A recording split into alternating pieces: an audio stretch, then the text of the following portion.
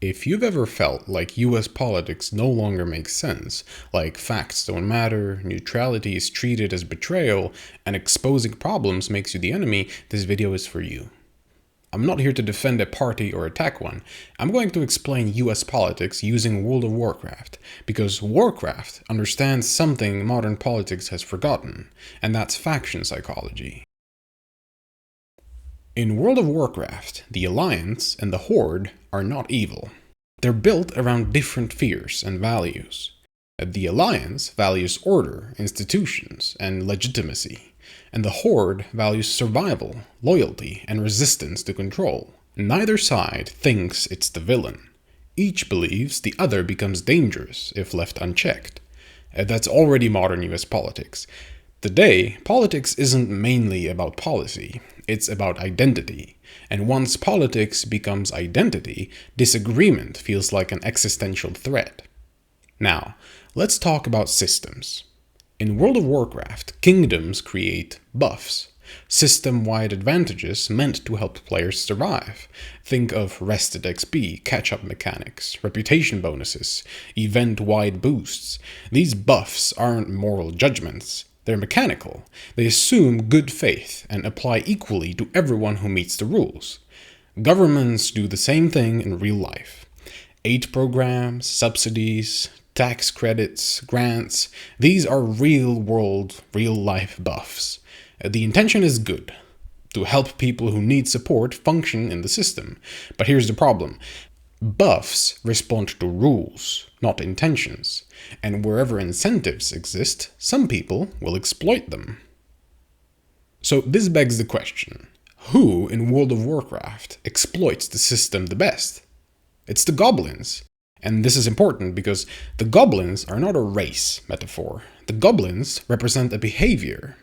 They appear wherever rules are weak, oversight is slow, and gold flows freely. That's not ideology, that's incentives. Wherever incentives exist, be it in Stormwind or Orgrimmar, or the real world, opportunists will follow. Every Warcraft story has a moment when a scout returns with bad news. The scout doesn't say, this faction is evil. They say, here's what I saw. Here's how the system is being abused. This is where real-world cases come in, including politically explosive fraud scandals. The facts themselves are usually boring. What matters is what they symbolize. To some people, exposure means accountability. To others, it feels like a threat, a signal that punishment, backlash, or collective blame might follow. So the question shifts from, is this true, into, what could this cause? And once that happens, the messenger becomes the enemy. To understand this, you need to know Hillsbrad Foothills. Hillsbrad was once a human farming region in World of Warcraft. After the Third War, it became contested between the Alliance and the Forsaken, the undead who had already been hunted, feared, and marked for extermination. The Forsaken believed something important, and it wasn't irrational. Namely, coexistence is impossible. Survival requires strength. And here's the thing, once survival becomes the highest moral good, anything that ensures it becomes justified. This is where the Blight enters the story. The Blight isn't just a weapon, it kills everything, humans, undead, animals, even the land itself. It's basically scorched earth. It doesn't conquer territory, it completely denies it. So using the Blight says, if we cannot live here safely, then no one should. And that's the moment the Forsaken cross the line. They are no longer fighting for survival. They are fighting to prevent the possibility of anyone else existing. And the tragedy is, the more they rely on the Blight, the more they become the monsters they themselves feared. In Warcraft, fear escalates, and factions stop debating. They just use weapons.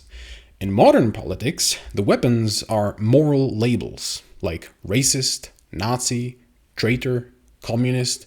These words don't describe anymore, they just disable. This is moral inflation. Every disagreement becomes existential, every critic becomes evil, every neutral voice becomes suspicious. This is the Warcraft moment everyone recognizes, the blight of discourse. Blight is justified as defense, but it poisons everything, including the land you yourself live on. And here's the hardest truth. In a faction war, neutrality looks like betrayal. Explanation looks like justification. Context looks like sympathy. That's why calm analysts often get attacked harder than extremists. Extremists are predictable. Neutral observers destabilize narratives. This is why journalists, historians, and independent commentators are often treated as enemies, not because they are wrong, but because they don't belong in a faction. So, the conclusion is that the tragedy isn't that one side is evil. The tragedy is that everyone believes they are preventing catastrophe, just like in Warcraft. Fear escalates, language escalates. Tools meant for survival become tools of domination. By the time anyone realizes the land is poisoned, there's no neutral ground left. So World of Warcraft here, in this case, and this story, teaches us something simple. When politics becomes a faction war, truth has no home, only enemies.